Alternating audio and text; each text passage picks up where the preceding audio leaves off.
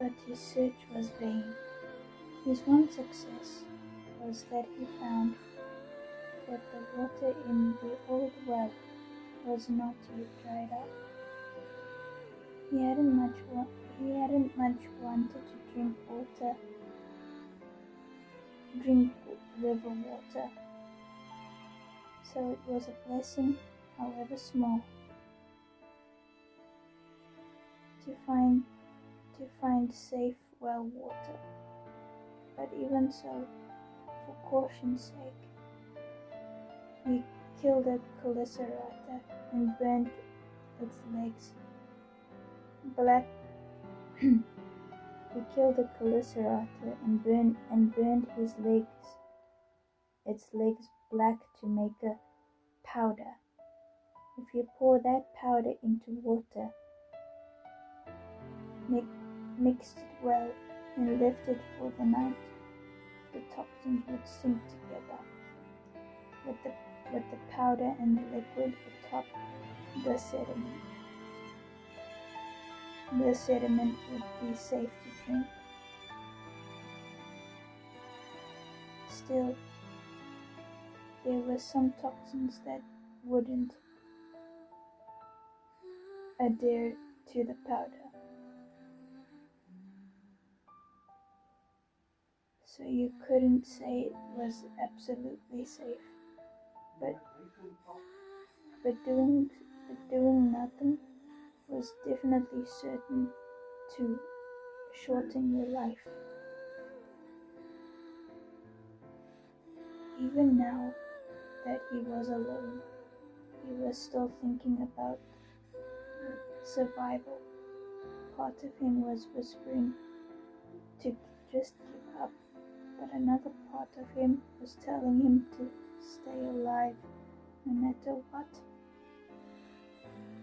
The goddess opens the door to those who never give up.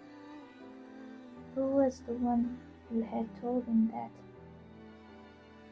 Everyone said that on the dangerous hunts. So maybe no one taught him and he just picked it up from the others. When you were hunting, keeping hope alive was essential. Even if someone gave up, it would endanger everyone else in the hunt. That was why the first thing the adults taught the children was to keep fighting. You had to have a strong desire to survive no matter the odds, or you wouldn't be able to defeat the monsters. They lived on ruined islands, understanding they were quickly headed for the destruction. But if so, they'd all been desperate to live. Only those who were bedridden with illnesses were allowed despair. Illness was synonymous with death after all.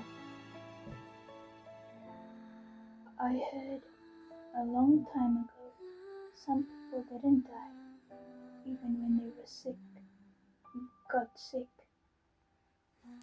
I know they had people who could make you better, right? They sure had it good back then.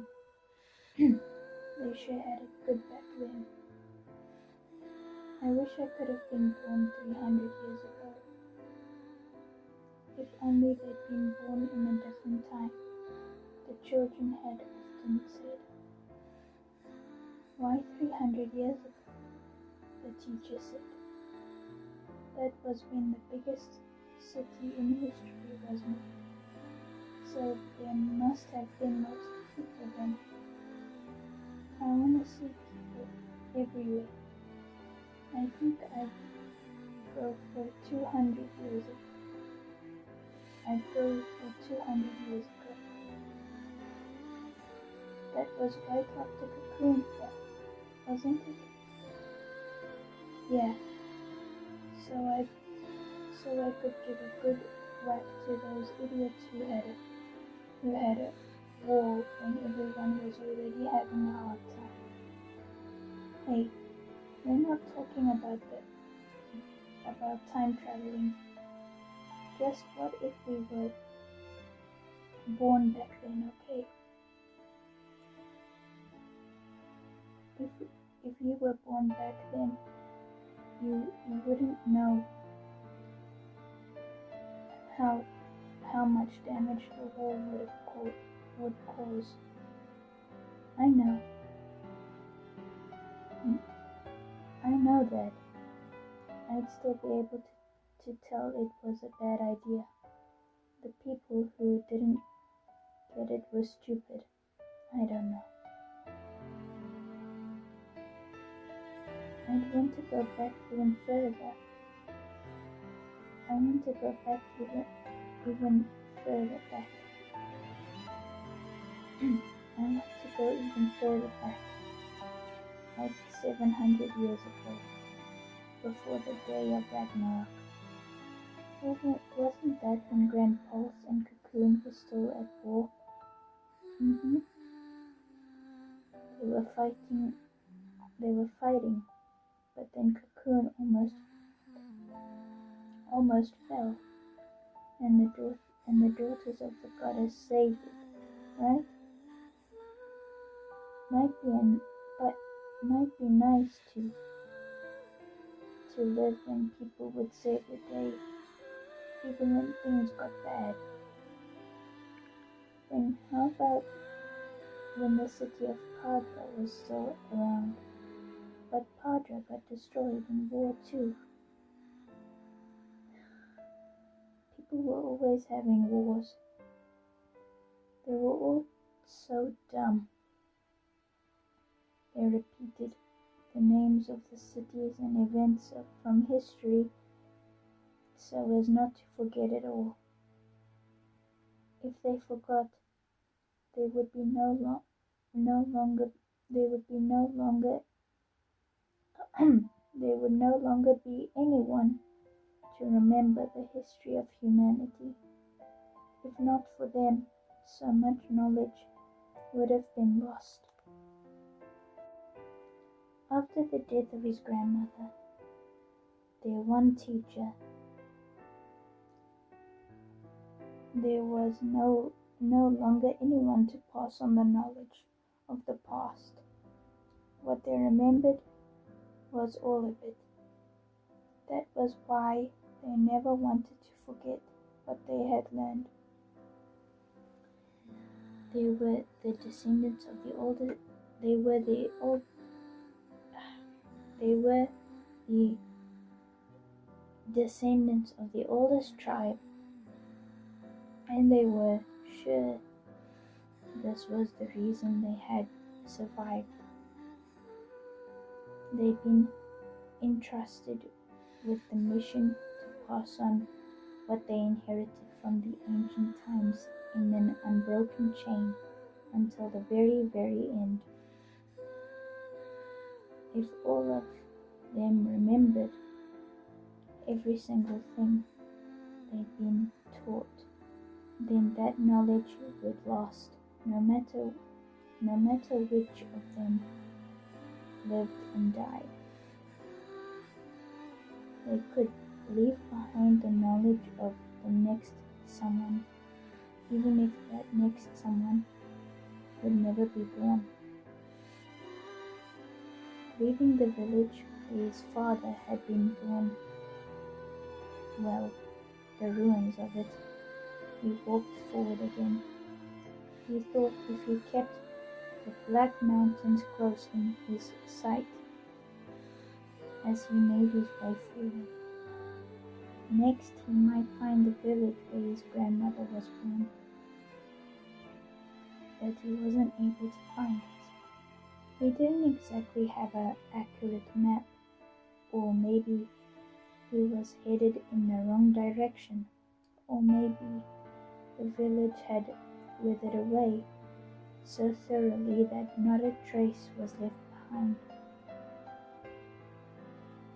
No matter how far he walked and walked, all that lay before him was a pure white desert made of thick crystal dust. If you didn't know that crystal dust caused deadly illness, it probably would have been a beautiful sight in its own way. For the first time, he saw the natural designs that the wind would create on the sand. The dust had started piling around, where his village had been too, but not enough to call it desert, and it had still contained normal sand and rocks. He'd heard about how guests would leave their marks on the desert before, but he'd never seen it near the village. The direction of the wind and the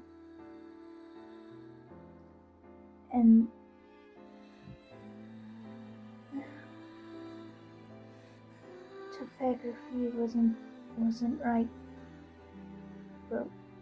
right for it. Probably. Seeing these patterns in the sand now, he was beginning to get real sense of how different it was to know something from experience rather than hearsay. But if he'd known nothing about it at all, he probably would have misunderstood what they were and assumed human hands had created them. Maybe he would have wasted time walking all around this area. No, the truth was, he wanted to believe that another human had made these marks. He wanted to hope that there was still someone else nearby. He wanted his heart to jump with excitement at the prospect of seeing living people soon and meeting someone new. To have knowledge, to be aware of the truth, could sometimes be the most cruel iron hammer to smash hope. It was why humans should never know the future. The only reason they thought knowing the future would allow them to choose the path that would leave them without regrets was turned from hope into a yoke and shackles. But people still wanted it. So many times he had heard people lamenting, if only we had known the future, if only we'd seen what would happen the next day. I should have had that fight, his friend had said. I would have done whatever he wanted if I'd have known he'd never get a chance to make up his father. His friend